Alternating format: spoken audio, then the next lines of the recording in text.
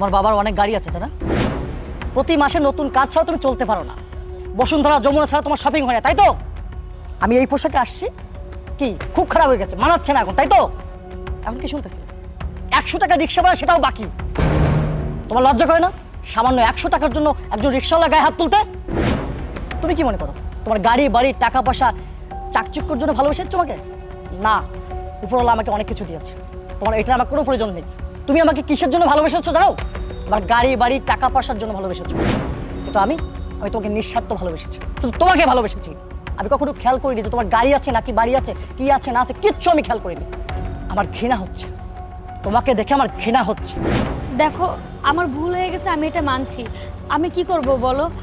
তুমি অনেক বড় লোক ঘরের ছেলে, আর তোমাকে পেতে হলে আমি মনে করেছিলাম যে এই রাস্তাটাই আমার জন্য সঠিক।